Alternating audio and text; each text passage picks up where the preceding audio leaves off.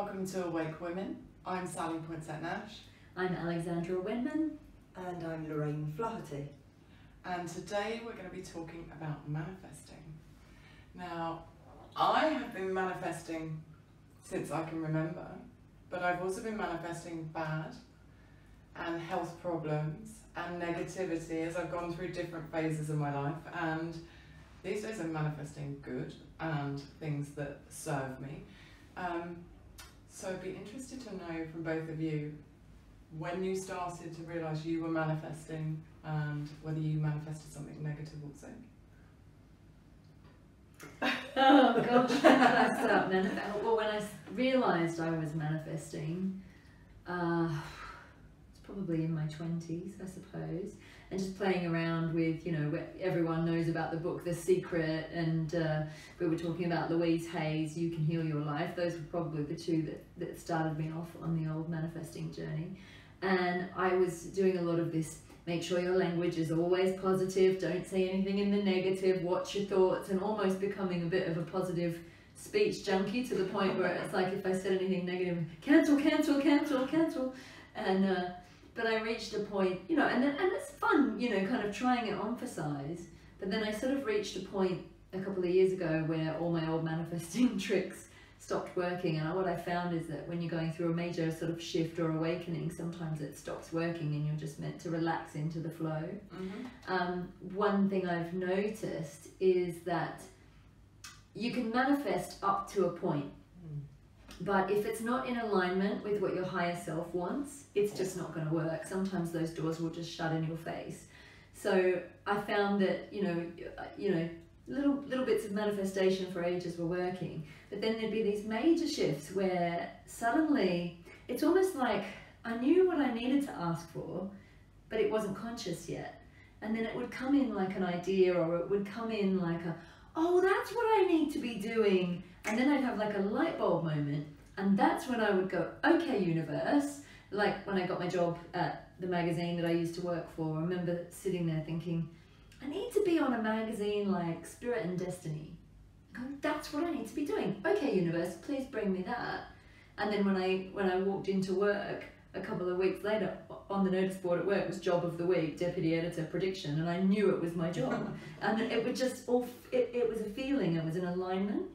And the same thing like a few years later when I wanted to learn to drive, and I was like, oh yeah, I really need to learn to drive in my 30s, and oh, universe, please bring me a driving instructor, but I need to be able to afford it. I want a woman, and she's got to be spiritual.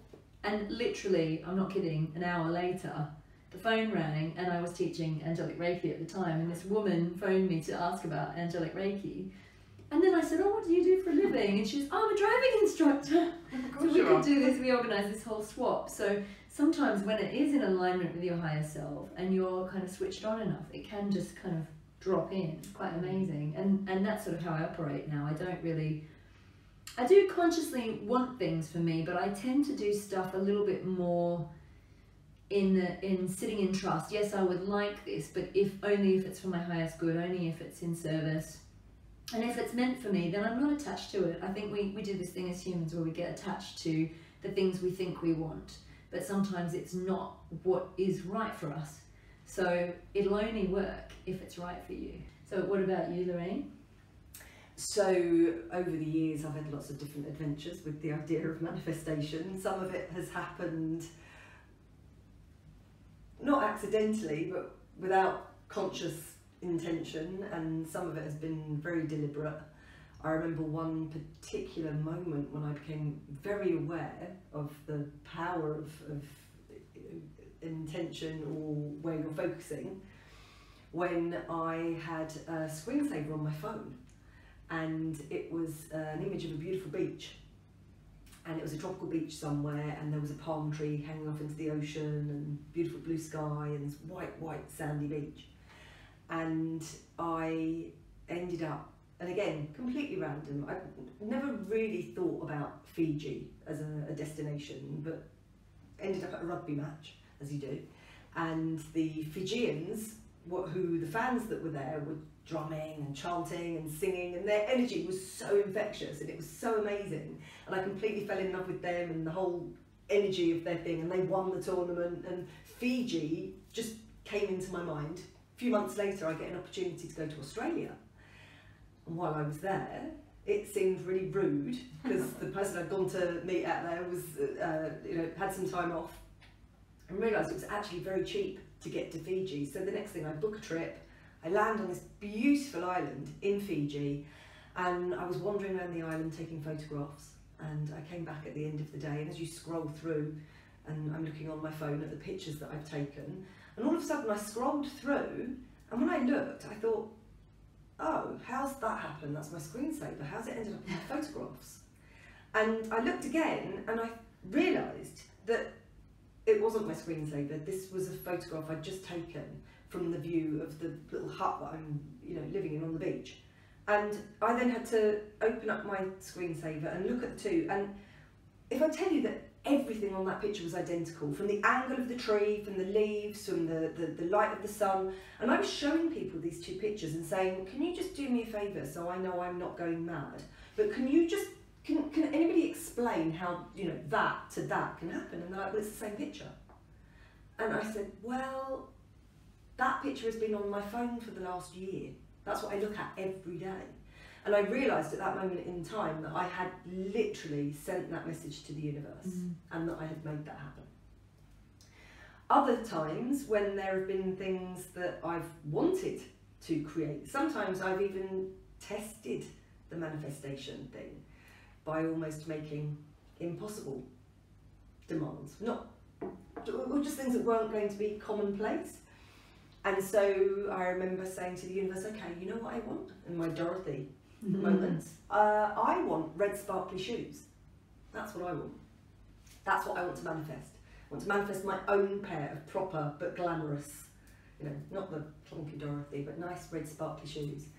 And this, nowadays there are the sparkly shoes everywhere, but I'm going back quite a bit. So they were not available at that point.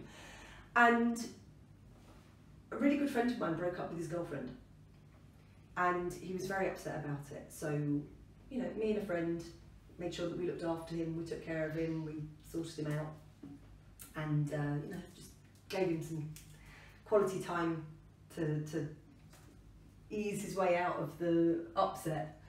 And a few weeks later we met up with him, and he was feeling much better, and he said, okay girls, look, one of the things that I most miss about my relationship, and he said, don't judge me on this, he said, but I used to love taking her shopping, buying stuff for her used to make me feel really happy.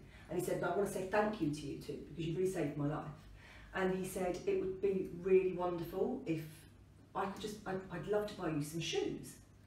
Has he got a fetish? Maybe a little bit of a fetish in there. Don't be ridiculous, and I'm not very good at receiving things anyway, particularly from men, traditionally. So I said, don't be ridiculous, we didn't do it for anything, we were just here because we're friends. And he said, no. And I said, okay, here's the deal. You find a pair of red sparkly shoes, I'll let you buy me shoes. And he said, okay. We were in Kensington. He marches us into Kensington High Street.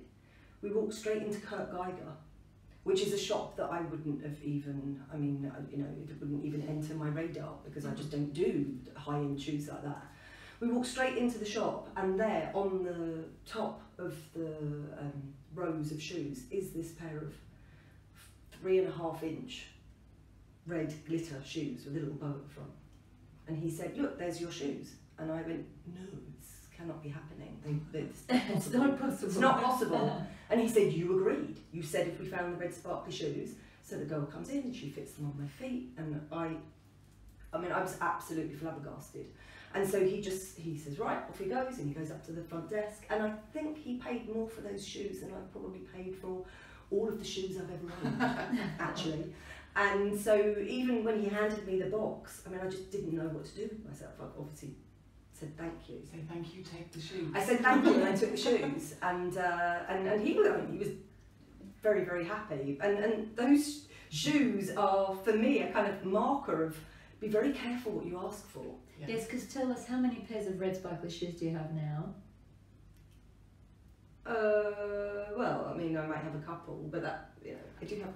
She's manifested a few. I have manifested a few. So yes, the thing is, do be careful what you focus your attention on. You know, it's the things that you're looking at every day, and that you may not even realise that you're actually creating manifestation by doing that. You know, thankfully, I was lucky. The things that I was manifesting turned out to be really amazing things. But I do think it is also possible, because I know that a lot of people focus on what they don't want in life. And they don't want to be tired, and they don't want to be unhappy, and they don't want to be, you know, stuck in a bad relationship, or they don't want it, and the brain doesn't quantify the negative. You know, it will just kind of create what it is that you're focusing on. It's like, don't think of a pink elephant. Exactly. What do you think This of? is the first thing that you A think pink of. elephant. The universe is the same way, right? So, yeah. And how about you? I think early on in life, I've always had, I think my energy is extremely powerful. And being over 6 foot tall, it's got quite a wide span, my energy. And I didn't realise, you know, how my words and projecting my energy was actually making my life worse. Right. Sort of growing up and coming from an upbringing that was, you know, extremely challenging, responding to that eventually with anger. Right. Anger sort of amplifies your energy, then you stick it at the 6 foot 2, and then you project it out, and then it comes back to you, and you're bowled over. quite a few times it Yeah. hit me like a ton of bricks. And also manifested itself within me as health problems and as tumours, and, you know, thankfully I've overcome everything that has shown up health-wise. But it's really made me be in tune with not just my words, but also my body, and really understanding what my body is trying to say to me. Like, stop being angry, stop projecting that out there. Absolutely.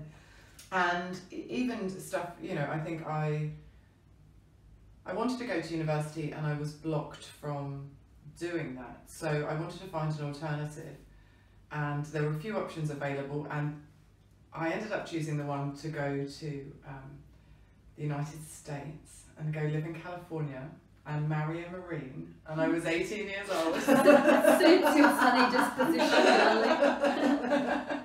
And I wanted kind of that university life experience, and, you know, California and living around the US, that gave me that experience. But pretty much 3 years to the day that I went there, at the time that the same month that I would have finished a university course, I was refused entry back into the United States. I was turned around and I was sent back to the UK. So I actually manifested a university experience. Right. But no And degree. that's where it ended. And I really was just brought back to exactly where I'd started 3 years before. I'm a petrol head, as you know, and I was manifesting my latest car. And it had profile wheels, so I had a picture of this car in various places just to keep me on track and remembering to focus on this car. And it had profile wheels on it, which I don't like profile wheels because they are extremely expensive. And I don't know what profile. they're the wheels are. very thin tyres. Okay. Very thin. I mean, the tyre needs to be very thick so that you don't have to replace it every 5 minutes.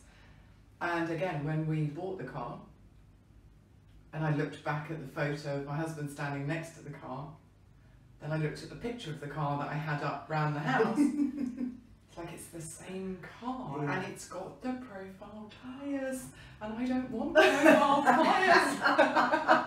Why did I put a picture up of the car with the profile tyres? Right. But I manifested it to a T. Yes. And then also with the property that I've ended up buying in London, I didn't have the money when I was younger, and I moved to this place in 2001. And I said when I lived there, as soon as I walked in, I knew it's where I wanted to buy a property. And I said, for the next 10 years, I went on to say, I'm going to buy a place here in 10 years' time when I've got the money. And 10 years to when I lived there previously, I bought the property. And I just thought, why did I not say, I'm going to buy this next year? Yeah. Tomorrow. 10 years. You know, kind of the accuracy of it sometimes is what It's really. not freaks me out, but just like, gosh, you have to be so careful about the detail. You know, I tend to kind of gloss over the detail, which when you're doing stuff like this, it doesn't work so well. But you can also manifest, we also manifest subconsciously too. This is the thing that in the last couple of years has really hit home for me. It's been really powerful. I mean, I've been dealing with something quite challenging health-wise, which I'm not going to share details of on here. But the only way I've been able to go in and unravel it is by looking at my past lives, and it's been the emotions that have been triggered from this situation has actually brought past lives up like real memory. Like I'm actually remembering stuff like it happened yesterday, and it's like a real trigger, isn't it? And Laurie's been with me the whole journey, and I've just sort of like the emotion will get triggered, and I'm like, this is overwhelming. What is going on here? Most of it has been, I won't call it negative. It's been a learning curve, but I would call it interesting, intense, and really full on, because it's stuff. Oftentimes, stuff can happen in our daily lives, but we're like, how have I created this? Yeah. How have I brought this into my reality? And all the work that we do is all this looking at the subconscious, looking at the beliefs and the programs we've got going on behind the scenes, and unraveling why this is going on. And for me, it's been another massive initiation, a massive wake-up call, but also it's another testament to how powerful we are, because we're creating all the time. There is not a moment when we don't create our reality, really, whether we're aware of it or we're not, in our thoughts, feelings, words, and also our subconscious emotions, you know. And that's why it's like, focus on what you want, not what you don't want. But at the same time, you can't ignore your emotions. You have to go in and kind of, it makes me think of, I created you, I can destroy you. They all because it's like, if we've created it, then maybe on some level we can undo it, we can unravel it, we can uncreate what we don't want. So that makes us doubly powerful. So it does. But the other thing that I think we have to be aware of with manifestation, and it comes down to what you're talking about, is that there are lots of schools of thought that talk about putting up a vision board and actually, you know, putting those pictures up of the things that you want, which my experience with the beach was testament that can sometimes work. The problem is that sometimes people think that's enough, that's all you do, is that you focus on the image of something that you want, and that you're looking at it every day and imagining that you're there and imagining that it's happening. And that is an important part of actually the creation of something in your future. But what people do need to be aware of, and I think it's one of the most important parts, is that if what's going on inside of you doesn't match what you're trying to create, if there is a fear or a doubt or a part of you that doesn't believe that you deserve it for some reason, if your energy, the vibration of your energy doesn't match the vibration of that experience, then no matter what you do, nothing's going to happen. Or if you really don't want it, or if there's we can lie to ourselves, can't we? Absolutely. So part of the inner work is to go in and make sure that there aren't any glitches in the way, that there isn't anything like self-doubt or fear or just any blocks that might have been put in the way. Because if you want to manifest that house or that home, but there's a part of you that feels unworthy of it, then you practically get to the gate and then something could potentially block that from happening. So if people are trying to create things or manifest things, but it's not working out as you want, or things are going the wrong way, or you're being blocked, or it's just not happening, then that's usually an indication that there's something internally, something subconsciously that needs to be addressed. And whether it's a past life or whether it's a belief that's come from childhood, whatever it might be, you need to work on the emotional stuff. And I think that's something that they covered in a lot of the Abraham Hicks stuff, because I think out of any of the, you know, because we have The Secret and we have lots of different things, Bob Elmer, who had the law of attraction, which was the one that Noel Edmonds had been using. So when he had been out of work for a long time and he created that new TV series, and he went on record saying that he had used this law of attraction to make it happen. But I think a lot of people got it very simplistically, whereas I think with Abraham Hicks and the work they were doing, I think particularly, I mean, there's a great book called Ask and it is given. That was one of the ones that, again, I was first introduced to the idea of very consciously creating your reality and your future, that they do talk about the emotions, and they do talk about coming into alignment with what you're wanting to create. And I think that that in many ways is the most important part of it, to be able to step into the same frequency or the same vibration, because it kind of has to be within you in order to have it. So even when doing guided visualizations for people, I know we did a workshop the other day, and that part of it was to actually get people to go into their future and feel what it feels like. You know, make sure there's nothing blocking them, but step in and actually not just see it, but feel it, as if it's already real, as if it's already happened, as if they're already there, because it creates a file inside the mind, and then it's as though higher self, or that internal radar part within, is then always behind the scenes looking for ways to make that happen. And sometimes it's not a straight path. Sometimes it might be quite meandering. You know, it might take 3 jobs to actually get you to that place that you want to get to. It's not always going to happen immediately. No. And I think people have to have trust. Trust the process is a big one. And a lot of people will, you know, I used to say it in the past, a lot of my friends will say, I have trust issues. It's like, stop saying it. Stop saying it. Stop saying that. You don't have trust issues, trust the process. Yes. And with the work I do, it's, you know, it's very different to the work that you do, and helping people create that authentic brand, whether it's a personal brand because they want to change their career or create a new business with something that's really authentic to them. The similarity is every step along the way, it's like check in and say, you know, what could this look like for you? And then push that and challenge that and get it as high as it can go. And then checking in and saying, how does that feel? Yeah. How does that feel? Is there resistance because you're afraid of doing it, or is there resistance because it doesn't feel good? Yeah. So yeah, always checking in with feelings, I think. I do, speaking of feelings and emotions and how we're sentient beings first and foremost. I do a lot of manifesting around the moon cycles. And so a full moon is very good for completion and letting go of stuff and releasing, and a new moon is really great for starting new beginnings.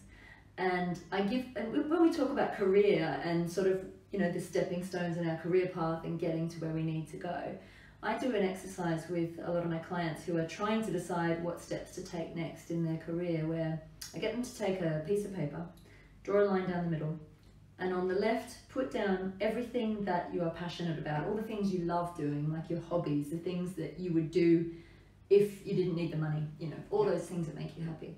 And on the right, write down all the jobs that you've done, all the skills that you think you have, all the practical things that have been the stepping stones.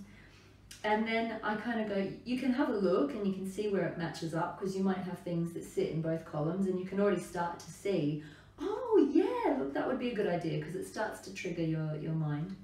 And I usually get them to do this exercise on a new moon, but you can do it both on the full and then on the new, because it will release the old to make way for the new. And then I say, you know, you can see where it correlates, but you don't have to find it. You don't have to find all the links. What you do is you say a little prayer to the universe. Go outside on a new moon, and this is all the witchy women stuff now. Go outside on a new moon, and if you want, you can get a candle and you can anoint a candle, draw a little symbol in it if you want to that represents your new life or your new career. Maybe anoint it with some frankincense for abundance, or rose oil for love, or whatever. And then just say a little prayer to the universe and just say, please universe, show me, you know, out of everything I have here, out of everything that I love and out of everything that I know and all the skills I've learned, show me my next step. Where am I supposed to be? Where am I meant to be? Put me where you need me. And then you burn the piece of paper and you release it to the universe. And whenever I've done this, it's always worked. And it might come as an opportunity. A door might open, an offer might come in. So you might hear it in conversation. Sometimes you'll hear like 2 or 3 people might say to you, well, what about this? Or, you know, you might, hear, or you might just get a sign, or sometimes it just literally drops in like an idea. It's like that wake up call. Yeah. And it's like, oh yeah, that's what I'm supposed to be doing. So it's a good thing to try. Or just write a letter to the universe. Yeah. But I think the one thing that people have to do when that happens is take action. Yes, I yeah, mean, you got to ground do it. something. You literally Yeah. just took my very Yeah. next words out Take of my mouth, responsibility. because that is the most important part. It can come in and just go out as quickly as it Mhm. arrived. If you're Grab the bull by the horns. Know what you want, but then you've got to go out and do something to make it happen. anything, Just anything do at all, something. And I was going to share one of my most favourite manifesting stories, possibly of all time, and it's one of my shoes and stuff like that, because as wonderful as that was, this is one that if I ever have doubts about this world and about what we can achieve, this one just it sort of surpassed everything else. So as I may have mentioned before, I'm a huge fan of Akhenaten, who is my favourite Egyptian pharaoh, who was the one that believed in one god and not all of the other gods. So he was definitely on our page. I'm sure him and his wife would definitely have been guests on this show, because they had a belief in focusing on love and beauty and community and everything else. And I've been very passionate about him since I was very young, and so anything that's connected to him is really important to me. And there's been lots of stuff around him and that period that's come up in other lifetimes. And so I don't usually read the paper, but something made me pick up the Metro one night, and I picked it up only to discover that Philip Glass had actually written an opera called Akhenaten, and that it was actually happening at the English National Opera. And I was completely beside myself. So I sent this on a message like, oh my god, there is an opera, and there were only 3 nights left, and I couldn't do the sort of middle 2 nights. The only night I was available was the very last night of the show, and I said, well, we have to go. There's no way there can be an opera devoted to him. Can I just say, if you want to know more about the link that Lorraine and I have between with Egypt and all this stuff, I did an interview with Lorraine on my channel. I keep shamelessly plugging my channel, but I'm sorry. Alexandra Wenman Show interview with Lorraine. It's actually the story of our Egypt connection there, if you want to know more. Or part of it. Part of it, yeah. So I went online, and because I said, look, I totally trust that because of the intense connection, that if we're meant to be there, we will get tickets. That's, I'm trusting you, universe. If we're meant to be there, if everything that I believe is true, then those tickets will appear. So I go online and I find 2 tickets at a reasonable price. So I book them, and the next day, interestingly, we had arranged to have lunch with 2 of the girls that we'd been on that Egypt trip with, 2012 Egypt trip. So I get up in the morning and I have an email from this company saying, oh, sorry, actually we didn't have tickets for Akhenaten, but we can offer you tickets for the Magic Flute instead. The Magic Flute. Do not want tickets for the Magic Flute. Does I not wanted equate. tickets for Akhenaten, thank you very much. So I email them back and say, no thank you, I have my money back now. So I go meet her for lunch and with our other friends, and I say, those tickets weren't there. We didn't get the tickets.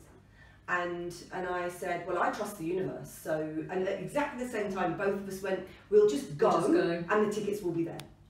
We will just trust. And of course, our other 2 friends were like, well, it's the last night and it's probably going to be a sellout, and are you sure? Is it worth your while making all that effort to go up there? And we just looked at each other. Like, there'll be ticket touts, there'll be something, we trust.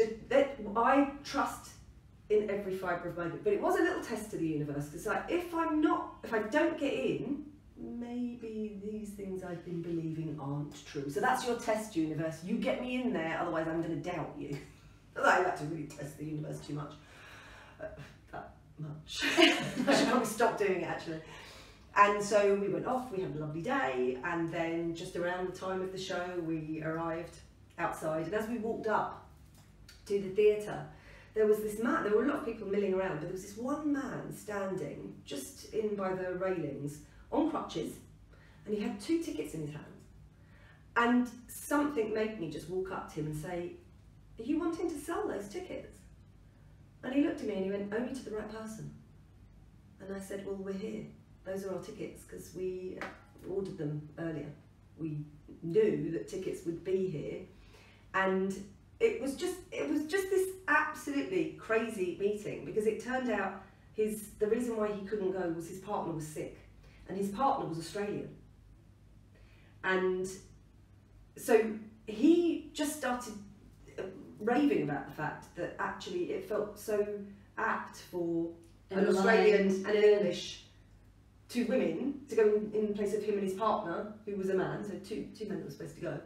And then he almost quizzed us about why we wanted to see it, and then we started to, rave on about our connection and how we loved our Carnarton and how we honoured him and we really felt like we had to be there.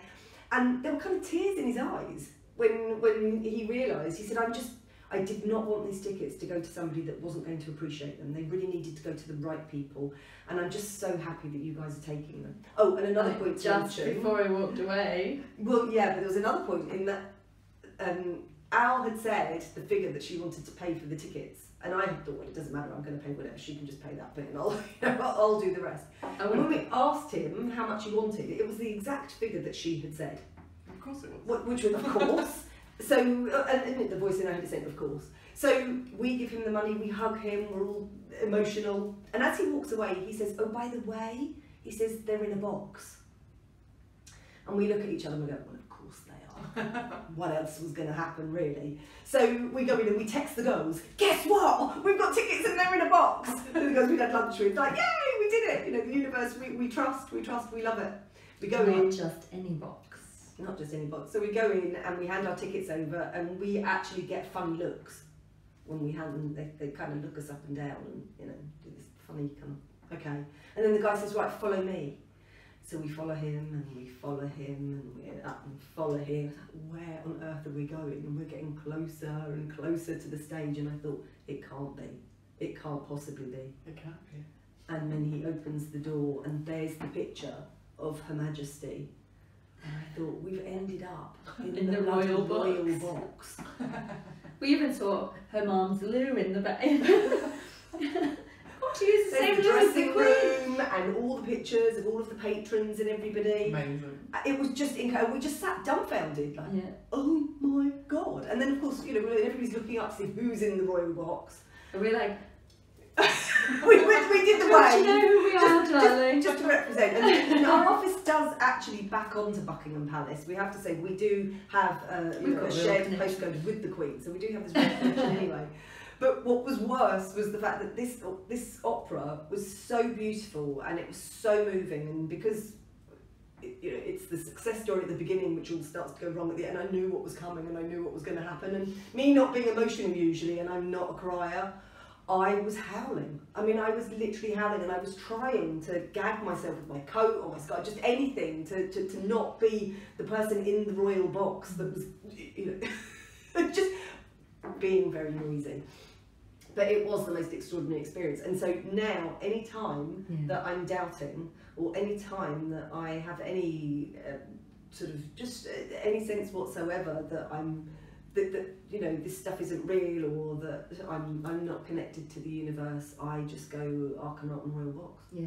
Because it's the trust that really manifests. Really and it was brings the trust. It in. If it's meant trusted. for you, that alignment happens. And that felt like the gift, the reward for being focused completely on what we wanted, totally believing and trusting that we were meant to be there, and then immediately it came in.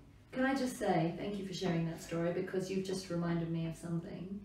And years ago, right at the beginning of my kind of spiritual journey, when I was in my journalism world, my 3D hat on and everything, I did some freelance work, and I got invited to go and do a workshop to write a first-person article for Spirit and Destiny magazine.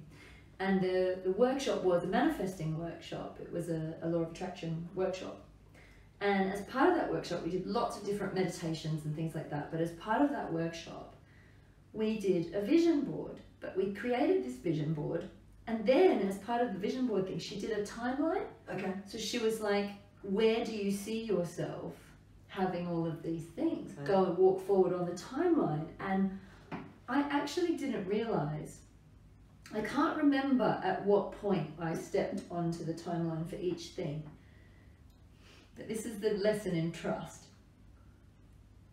I still have this vision board at home somewhere. And I haven't burnt it or got rid of it, though usually I say to people, put it away or do something with it. Yeah. On this vision, I actually manifested my husband on this vision board. There was a picture of a beach wedding, which I now had. There was a picture of Machu Picchu, Right. which I've been to twice. There was a picture of a hot air balloon, which we did in Egypt. And there were all these pictures of places that I've now since been to and things that I've done, except one thing. And this one thing is something that I really want to happen in my life at some point. Are you going to... No. It's like... Dun, dun, dun. I'm not going to reveal what it is, but you you will saying reveal that when it happens. when the right time comes. But you saying that brings me right back into trust. Okay. Every single thing on that first ever vision board I ever did has happened in my life, except this one thing. And this one thing might just be my deal breaker. So I'm coming back into trust. Yay! I don't know if I have anything else to say on that matter. Well, and I think that is the point, is that do create vision boards and do put things that are important to you up, whether in your eyeline and where you see them regularly, because it is a prompt, it is a reminder to that unconscious part of you, the inner butler, or whatever you want to call The inner it. butler. Yeah, that's looking for stuff, that's looking for clues and looking for ways to make things happen. Because if there isn't clarity, you know, it's that analogy of going into a restaurant and going, oh, I think I'll have the pasta. No, maybe I'll have the pizza. No, maybe I will have the salad. No, maybe I'll have the chips. You know, eventually the waiter or the butler is going to go, I've got no idea what you want, so I'm just not going to bring you anything until you make your mind up. And I think that's what happens sometimes when we jump from thing to thing, we don't know. So when you have clarity, and again, that's why sometimes even doing a future life session or doing some timeline work where you actually go in and practice or try on for size some of the potential ideas or experiences that you would like to have in your life so that you can see what it feels like.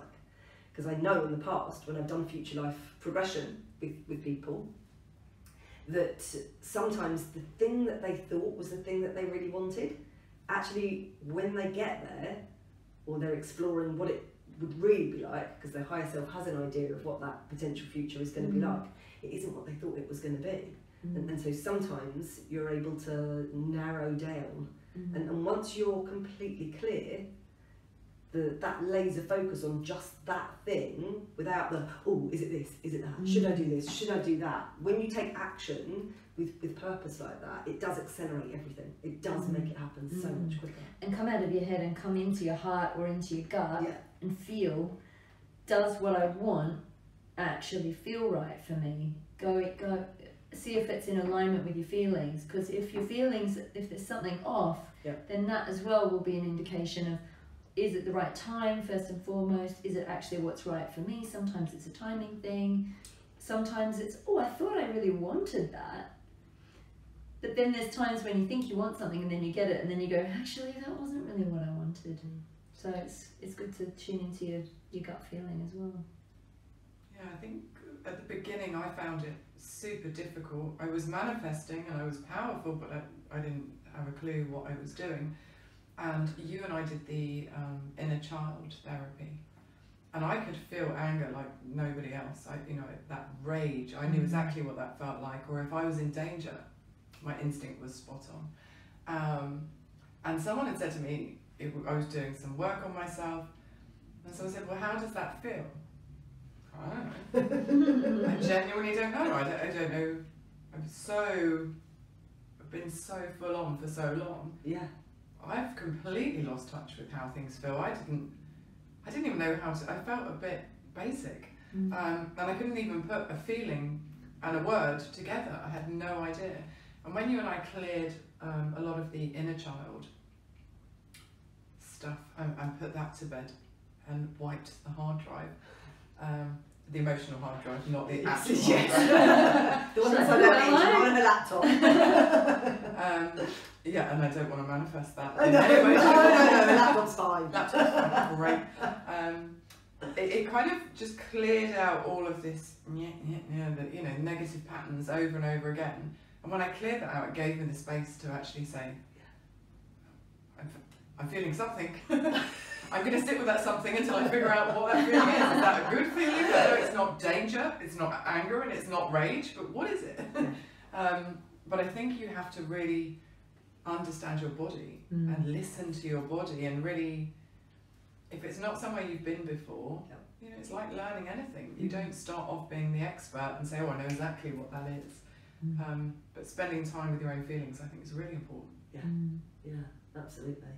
And just taking time to go inside and think about what you want, because I think we do have a habit of getting so caught up in the day-to-day stuff that you don't always have enough time, or I know I certainly am very guilty of not actually taking time to think about what I want next, especially if you find a space of doing something that you love and that's very rewarding.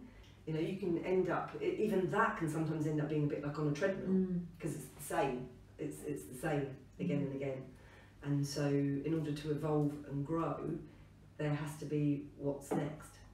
And I think and I was having this conversation with a friend the other day, that whenever I have really wanted something, if I look back, I don't think there's been anything ever really in my life that I've wanted to achieve or create that hasn't happened. It hasn't always happened in the way that I thought it was going to happen. And actually it's funny now when you look back, it's not necessarily so funny at the time, but what I had a habit of doing was having a real desire to do something, like to work with a particular photographer or to you know, work in a particular field, and I would do it once, spectacularly, and then something would happen that would pull the rug out, and then I would never get to do it again. And I now know that it's because it wasn't the thing that I was meant to be doing, and had it been successful and kept being successful, I wouldn't be here now doing what I'm doing, and I know that this is my absolute right path, so there's no question there. But at the time it was very, very challenging for me, because it felt like I could manifest things, but I couldn't keep it going. No synchronicity there at all. Absolutely. So again, it's recognising that when something isn't happening in the way that you thought it was going to, or it's not unfolding as you were expecting it to, sometimes you have to have a bit of patience, and again you have to trust, asking the right questions about, okay, well, if it isn't this, then what is it? Yeah, listen to it. What's next? You know, if this isn't working, it's not why has it gone wrong, it's what else am I meant to do? What else is opening up here? And not going into the worry, which back then, because I'm going back a long time, back then I did. I thought there was something wrong with me, that I was sabotaging, or that I was something, you know, something that I was. In some ways, it was, because this was an old pattern from past lives. But it is about trusting that it's all happening exactly as it's meant to. And as Maria in Sound of Music says, when God closes a door, somewhere he opens a window.